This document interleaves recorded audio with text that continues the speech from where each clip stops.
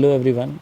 Let's move on to the discussion of NEET 2021 paper. And in the previous class हमने question number 20 तक discuss किया था। 5 questions का हम स्लॉट बना के अपने वीडियोस डाल रहे हैं सो दैट वीडियो बहुत ज़्यादा लेंदी और बोरिंग नहीं हो। ठीक है, तो आइए हम अगले क्वेश्चन पे जाते हैं। जो अगला क्वेश्चन यहाँ पूछा गया है वो क्वेश्चन पूछा गया है इंस्ट्रूमेंटेशन से, और इसमें स्क्रू गेज के बारे में बात की गई है। ठीक है, अभी क्या है, देखिए स्क्रू गेज का मेन स्केल रीडिंग 0 दे रहा है सबसे पहली बात, और सर्कुलर स्केल का रीडिंग दे रहा है 52 डिविजन्स। किसी भी ज़ीरो एरर का मेंशन यहाँ नहीं है। 1 mm on main scale corresponds to 100 divisions on the circular scale. इसका मतलब ये हुआ कि ये जो 1 mm है ये पिच है, मतलब आप 100 डिवीजन सर्कुलर स्केल को घुमाते हैं तो मेन स्केल पर जो स्पिंडल है वो 1 mm आगे बढ़ता है। तो पिच जो है वो दिया हुआ है 1 mm, और number of divisions on circular scale दी हुई है 100। तो लीस्ट काउंट जो हो जाएगा वो हो जाएगा पिच डिवाइडेड बाय n, यानी 1 डिवाइडेड बाई 100। और रीडिंग जो है वो क्या होती है, रीडिंग मेन स्केल डिवीज़न। ठीक है, तो मेन स्केल डिवीज़न तो देखिए कुछ है ही नहीं, 0 है, और plus CSD circular scale division, लेकिन इसको मल्टीप्लाई करते हैं लीस्ट काउंट से। और ज़ीरो एरर अगर यहाँ होता तो ज़ीरो करेक्शन लगाते, तो ज़ीरो एरर है ही नहीं तो उसके फिर बात करके कोई फ़ायदा नहीं। ज़ीरो एरर अगर पॉजिटिव होता है तो ज़ीरो करेक्शन नेगेटिव लगाते हैं, एंड सो ऑन। अगर नेगेटिव होता है तो पॉजिटिव लगाते हैं। तो MSD की वैल्यू 0 हो गई आपकी, CSD की वैल्यू हो गई है 52। इसको 1/100 से मल्टीप्लाई कीजिए, यूनिट से मेंटेन कीजिएगा, तो ये आके आ जाता है 0.52 mm, जिसको आप सेंटीमीटर में लिख सकते हैं 0.052 cm। अतः आपका आंसर है आंसर नंबर 4। इसको हम करते हैं सेव, और हम आ जाते हैं सीधे सीधे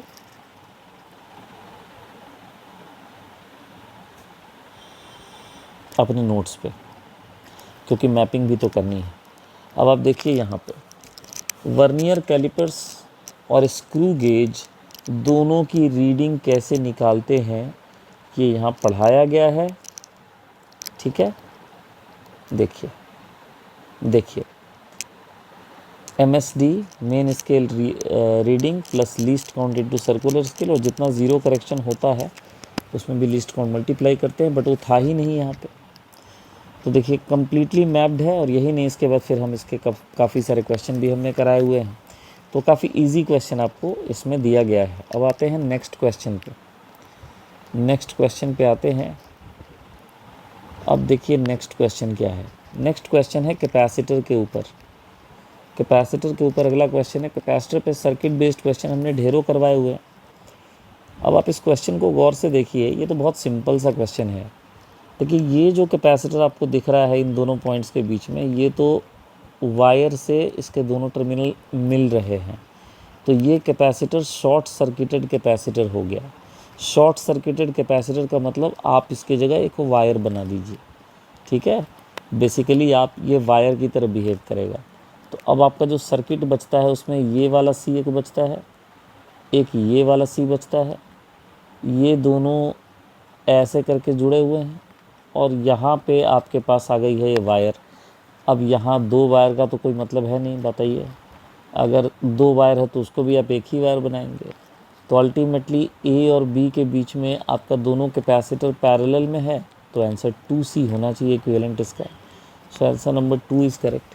तो इसके लिए बेसिकली शॉर्ट सर्किट जो है कैपेसिटर, उसका आइडिया आपको होना चाहिए कि कैपेसिटर का शॉर्ट सर्किटेड कैपेसिटर को सर्किट में कैसे रिप्रेजेंट करते हैं, वायर से करते हैं रिप्रेजेंट, ये आइडिया होना चाहिए, बजाय इसके कि आपने क्या क्वेश्चन कैपेसिटर में कर रखा है। इसको मैं सेव करता हूँ और मैं चला जाता हूँ सीधे सीधे, ये देखिए यहाँ पे मेरे बोर्ड पिक्स को देखिए, यहाँ मैंने शॉर्ट सर्किटेड कैपेसिटर बताया है, शॉर्ट सर्किटेड कैपेसिटर कैसा बिहेव करता है वो भी बताया है, ठीक है।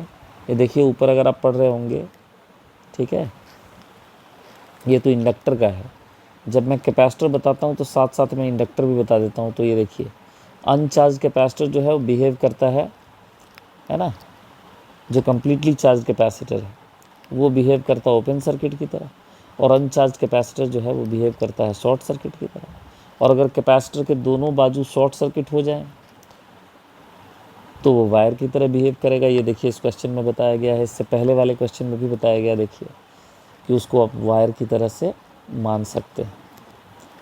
तो शॉर्ट सर्किटेड कैपेसिटर का हमने आइडिया दिया हुआ है और उसी पे एक क्वेश्चन आधारित है। आ जाइए अगले क्वेश्चन पे। तो क्या है क्वेश्चन कि a lens of large focal length and large aperture is best suited as an objective of an astronomical telescope since a large aperture contributes to the quality and visibility of images. Correct है। A large area of objective ensures better light gathering power. Correct है। A large aperture provides better resolution. ये भी correct है। And all of the above. देखिए बहुत simple सी चीज़ है, मैं बताता हूँ आपको। एस्ट्रोनॉमिकल टेलीस्कोप किसको देखने के लिए यूज़ करते हैं हम? एस्ट्रोनॉमिकल टेलीस्कोप हम देखने के लिए यूज़ करते हैं जो दूर स्थित है ना हेवनली बॉडीज़ हैं, जो प्लैनेट्स हैं, जो स्टार्स हैं, उनको देखने के लिए यूज़ करते हैं। तो इतने दूर होते हैं कि जो उनसे लाइट आती है उस लाइट की इंटेंसिटी काफ़ी कम होती है, ठीक है। तो अगर हमें एक शार्पर और ब्राइटर इमेज चाहिए तो हमें ज़्यादा लाइट को इंटर करने देना होगा, इसलिए एपर्चर एरिया ज़्यादा होना चाहिए, ठीक है। तभी आपको बेटर रेजोल्यूशन मिलेगा और तभी आपको इंटेंसिटी भी बेटर मिलेगी। तो लाइट गैदरिंग पावर और रेजोल्यूशन तो क्लियर हो गया।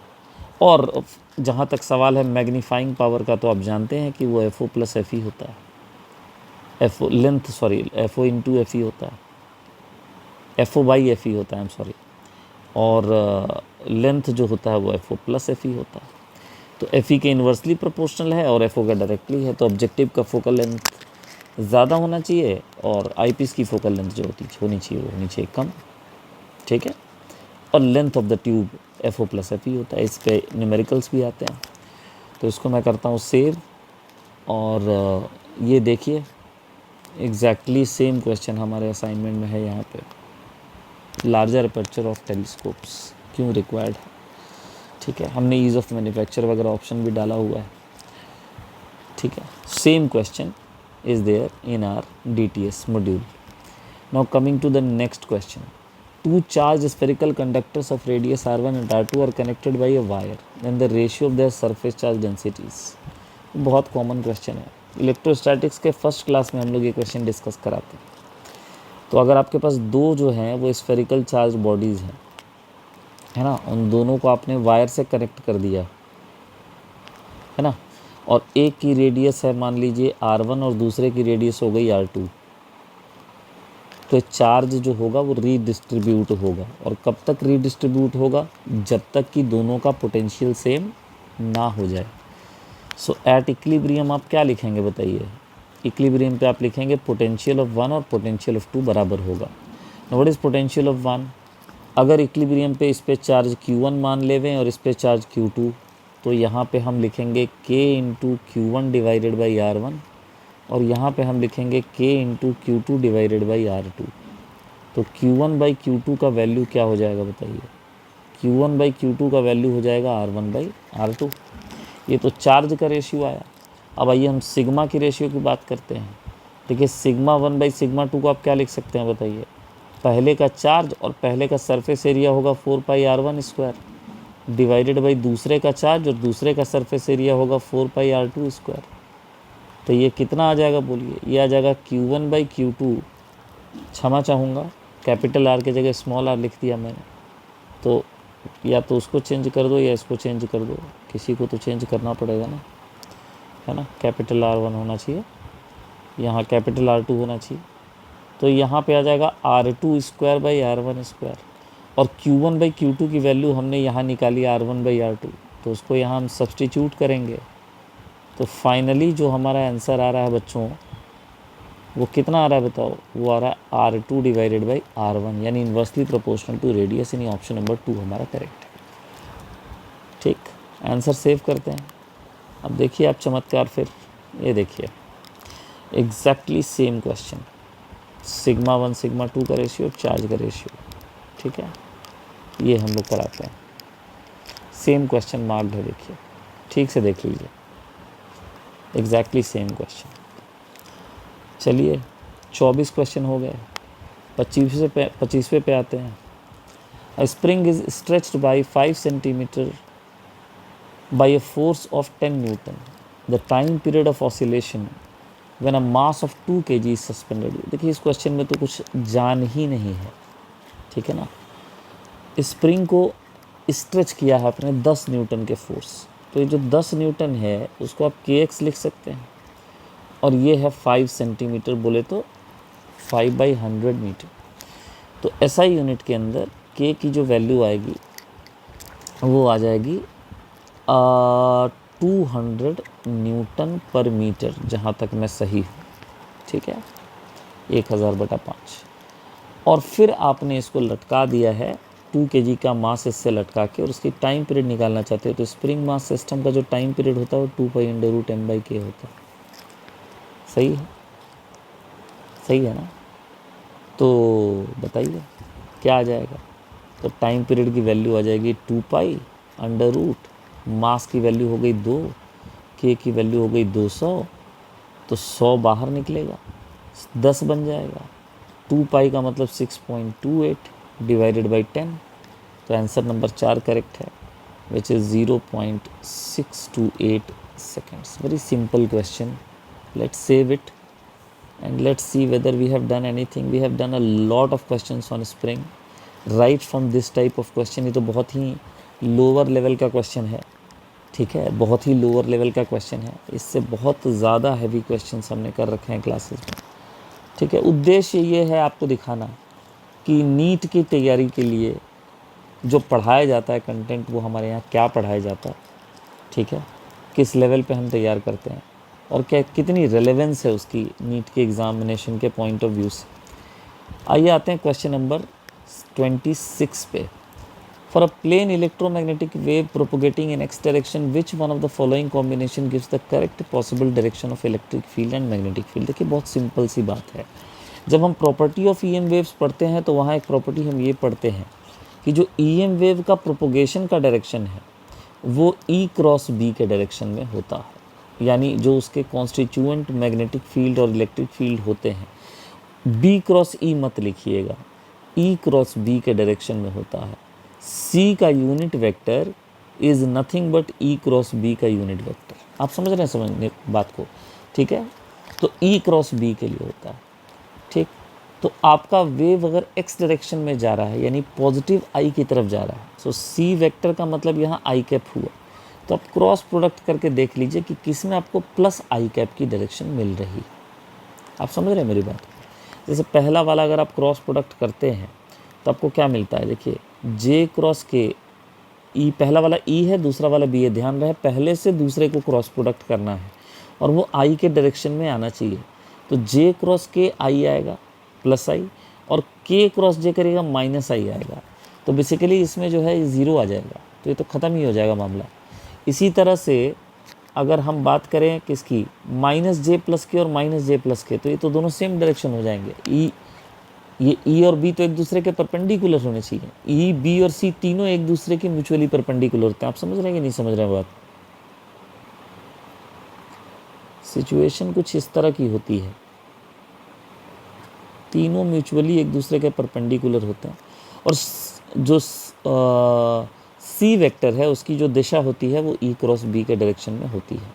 मैंने उल्टा बनाया, हाँ यहाँ E होना चाहिए, सॉरी, E क्रॉस B के डायरेक्शन में भाई साहब C वेक्टर होता है ऐसे।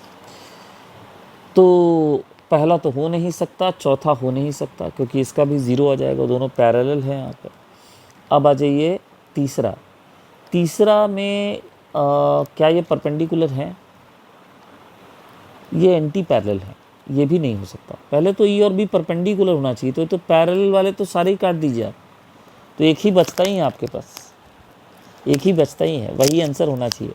अब आप देख लीजिए, जे क्रॉस के करिएगा नेगेटिव नेगेटिव तो प्लस आई आएगा, और के क्रॉस जे करिएगा तो माइनस आई, लेकिन इस माइनस जे के साथ प्लस आई दे देगा, तो ये +2 आई आ जाएगा। मल्टीप्लाई करके आप देख लीजिए क्रॉस प्रोडक्ट निकाल के, बाकी सब में 0 आएगा, because either they are parallel और एंटी पैरेलल, तो बाकी सब तो हो ही नहीं सकते। तो वैसे ही समझ में आ जाएगा, है ना। ई और बी अगर पैरेलल हो गए या एंटी पैरेलल हो गए, then it is not the they are not the constituents of the same electromagnetic wave, right? So let's save it and let's proceed on, and this is the direction we have told you, ठीक है। पूरा notes मैंने नहीं दिखाया, वो भी point included है कि तीनों म्यूचुअली परपेंडिकुलर होते हैं, ई और बी एक दूसरे के परपेंडिकुलर होते हैं, ठीक है। तो देखिए आगे बढ़ते हैं फिर से। तो ये बेसिक इन्फॉर्मेशन पे क्वेश्चन था, कुछ खास ऐसा क्वेश्चन नहीं था, ये बहुत आसान क्वेश्चन था। क्वेश्चन नंबर 27 पे आते हैं। The escape velocity from the surface of the earth is v, and the escape velocity from the surface of another planet having radius r 4 times that of earth and same mass density is, ठीक है। तो escape velocity का formula क्या होता है? escape velocity का formula होता है, स्टैंडर्ड फॉर्मूला होता है √2 into g into r of particular planet, where g is the acceleration of the gravity near the surface of the planet and r is the radius of the planet. Now the thing is, we want this expression in terms of density, radius, right, density and radius के terms में हमें चाहिए। तो हम आइए जी की बात करते हैं। सरफेस पे जी कितना होता है? सरफेस पे जी होता है gm/r²। एम की वैल्यू क्या होती है? एम की वैल्यू होती है 4/3 πr³ into density, considering it to be sphere, ठीक है। तो इसको अगर अपन पुट करते हैं तो यहाँ पे g/r² है, यहाँ 4/3 πr³ इंटू रो है, ठीक है। देखिए r³ कट गया, सो बेसिकली नहीं, r³ नहीं कट गया, आई एम सॉरी, 2 r कट गए, 1 बच गया। तो हमारा g का जो वैल्यू आ रहा है वो आ रहा है 4/3 पाई रो कैपिटल G इंटू r, और इसको हम लोग यूज़ कर लेते हैं यहाँ इस वाले एक्सप्रेशन में। तो हमारा v जो है वो डायरेक्टली प्रोपोर्शनल हो जाएगा। देखिए बाकी सारे तो कॉन्स्टेंट्स हैं, हमें तो रो और r पे डिपेंडेंस चाहिए ना। So it is basically proportional to √√r। ये जो आ रहा है रो इंटू r, ये आ रहा है किसके वजह से? छोटे वाले g की वजह से, और एक r यहाँ पे है वो भी आएगा। तो आई होप आपको समझ में आ रहा होगा, है ना। एक r जो है वो रेडियस था उसके वजह से आ रहा है, और रो r आ रहा है जो हमने g को कन्वर्ट किया डेंसिटी और रेडियस में। सो वेलोसिटी हमारी प्रोपोर्शनल आ गई, √रो में है और r बाहर आ जाएगा, ठीक है। तो अब हमारे 2 प्लैनेट्स का तुलना करना है हमें, जिनका मास डेंसिटी, चलिए मास डेंसिटी भी सेम हो गया। सो बेसिकली वेलोसिटी एस्केप जो है, escape speed I am sorry, वो डायरेक्टली प्रोपोर्शनल टू रेडियस हो गया, because rho is same for both of them. तो अगर रेडियस 4 टाइम्स है तो एस्केप स्पीड भी 4 टाइम्स होना चाहिए। सो आंसर 4th हो जाएगा इसका, है ना, 4th आंसर हो जाएगा। VE1/VE2 equal to R1/R2। ये दिया हुआ है V, ये दिया हुआ है R, ये दिया हुआ है 4R, और ये दिया हुआ है क्वेश्चन मार्क। इसको निकालना आपको। चलिए इसको, अब ये देखिए, ये सेम क्वेश्चन एग्जैक्टली आपको यहाँ देखिए मिल रहा है ना। इसके वेलोसिटी का रेशियो पूछा गया, R1/R2। सेकंड पार्ट देखिए, ऑर्बिटल वेलोसिटी और इसके velocity near the surface R1/R2 into √d1/d2। Exactly same question, ये हमारे मॉड्यूल का क्वेश्चन है, सॉल्व्ड एग्जाम्पल है। चलिए आइए आगे बढ़ते हैं। नेक्स्ट क्वेश्चन है पोटेंशियोमीटर का। पोटेंशियोमीटर के इस क्वेश्चन में पूछा जा रहा है कि ना potentiometer circuit, a cell of EMF 1.5 volt gives balance point 36 centimeter length of the wire. If another cell of EMF 2.5 volt replaces the first cell, then what is the length of the wire at which the balance point will occur? So it is a very simple, potentiometer का पहला application कहता है कि null point, जब आप secondary cell का EMF नाप रहे होते हैं तो नल पॉइंट जो होता है that is directly proportional to the EMF। तो E1/E2 इक्वल टू L1/L2 होगा, ठीक है। और इसी आधार पे हम कह सकते हैं कि भाई हमारा जो ईएमएफ है फर्स्ट केस में वो दिया हुआ है 1.5, सेकंड केस में ईएमएफ दिया हुआ है 2.5, फर्स्ट केस में स्टैंडर्ड डेरिवेशन है ये, 12th में एग्ज़ाम में भी बहुत इंपॉर्टेंट क्वेश्चन है, डेरिवेशन ये पूछा जाता है। और फर्स्ट केस का है 36 सेंटीमीटर, सेकंड केस का एल आपको निकालना है। तो ये कैंसिल होगा तो यहाँ मिलेगा आपको 3 divided by 5 equal to 36 divided by L2. So what is L2? It is 60 centimeter, I think. Yes. So option number 1 is correct. Okay, and you can see here हम पोटेंशियोमीटर पे ये सब कुछ करते हैं अपार्ट फ्रॉम डूइंग क्वेश्चंस। आपको question मिला है इससे E1 by E2 equal to E2 by E1 equal to L2 by L1 से। इसके अलावा इंटरनल रेजिस्टेंस डेरिवेशन, सेंसिटिविटी क्या होती है, ये देखिए पोटेंशियोमीटर में इतने तरह के सर्किट लग सकते हैं सेकेंडरी सर्किट में, और उन सभी के केस में नल पॉइंट रीडिंग कैसे डिपेंड करेगा, किस पे डिपेंड करेगा, क्या उसका रिजल्ट होगा, that is the things we deal in class. तो ये देखिए ये था हमारा क्वेश्चन नंबर 28। अब आइए हम क्वेश्चन नंबर 29 पे आते हैं। 29 पे आ गए हम। The velocity of a small ball of mass capital M and density D when dropped in a container filled with glycerine becomes constant after some time. So terminal velocity आ जाती है। If the density of the glycerine is D by 2, then the viscous force acting on the ball will be. Okay. तो ये बताइए कि ये जो viscous force है जब टर्मिनल वेलोसिटी रीच हो जाती है तो होता क्या है, आपका जो विस्कस फोर्स है वो उसके वेट के बराबर हो जाता है, तभी तो एक्सेलरेशन ज़ीरो हो जाता है और velocity is v terminal.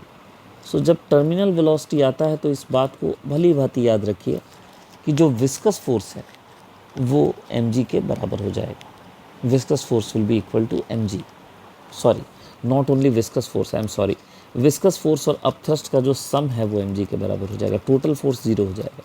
So let me री right it, the terminal velocity vt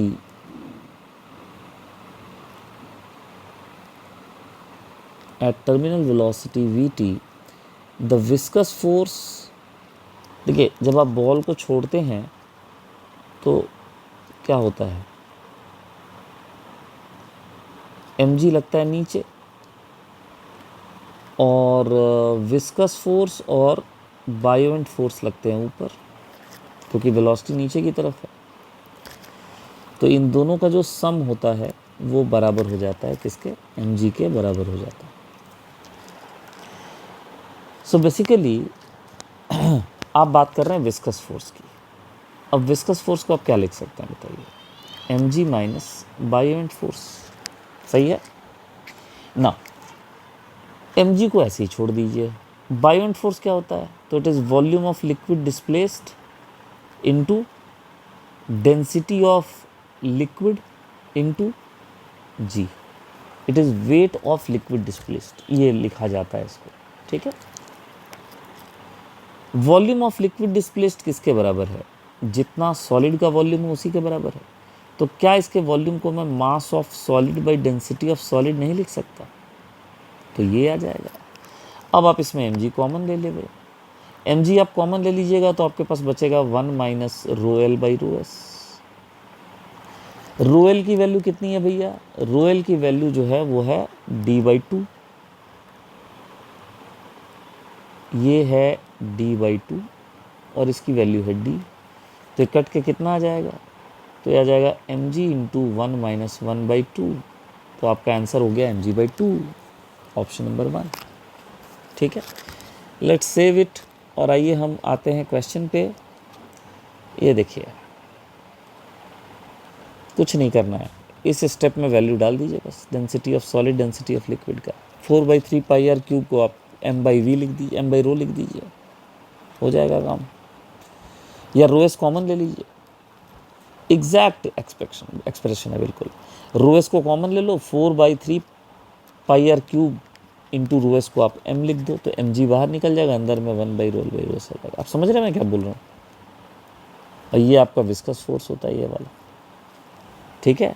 इसको आप रो एस को बाहर निकाल लो, 4/3 pi r cube rho s into g, 1 minus ρl/ρs। इस पूरे को आप m लिख दो, तो आ गया mg यहाँ पर भी। तो ये आप देखिए, प्रेसिशन ऑफ नोट्स देखिए कि सारी चीज़ें कवर्ड हैं कि नहीं। Coming to the next question, that is question number 30। आज गले की हालत ठीक नहीं है, तो मैंने 5 से बढ़ के 10 क्वेश्चन डिस्कस कर लिए पेपर में, तो आज हम यहीं विराम देंगे इस क्वेश्चन के बाद। A parallel plate capacitor has uniform electric field E in space between the plates. The distance between the plates is D and the area of each plate is A. The energy stored in the capacitor. Okay. So energy stored per unit volume को, energy density को हम standard derivation करवाते हैं 1/2 epsilon naught into E square। तो अगर आपसे potential energy पूछा जाएगा यानी कैपिटल U, तो आप इसको वॉल्यूम ऑफ जो प्लेट्स बिटवीन द कैपेसिटर उससे मल्टीप्लाई कर दीजिए। So basically it is 1/2 into epsilon not into E square into A into D, and this is the standard derivation. अब अगर आप जानना चाहते हैं कि यू कहाँ से आया, तो वो भी मैं बता देता हूँ। देखिए, यू का मतलब होता है पोटेंशियल एनर्जी डेंसिटी, यानी potential energy per unit volume. You की वैल्यू आपने पढ़ी होगी 1/2 CV स्क्वायर। वॉल्यूम की जगह मैं ए इंटू डी लिख देता हूँ। एक सेकेंड, यहाँ लिखते हैं 1/2 C की जगह क्या लिखेंगे पैरेलल प्लेट कैपेसिटर में, 1/2 C, ये है पोटेंशियल वाला V, और नीचे में वॉल्यूम है, तो उसको AD लिखो। और पोटेंशियल वाले V को लिख दो आप, क्या लिखोगे, पोटेंशियल वाले V को लिख दो E divided by D, sorry E into D. तो ये ई डी का स्क्वायर आएगा, और नीचे में ए इंटू डी पड़ा हुआ है पहले से। तो अब आप देखेंगे तो आपको पोटेंशियल एनर्जी डेंसिटी की वैल्यू मिल जाएगी 1/2 एप्सिलॉन नॉट ई स्क्वायर। इसको सॉल्व करने के बाद यही हमने यहाँ पे यूज़ किया है। So answer number 3 is correct. बस आज इतना ही डिस्कस करेंगे हम लोग। तो 30 questions we have already discussed. जो बचे हुए हैं वो अगली क्लास में लेके आएंगे। Thank you so much.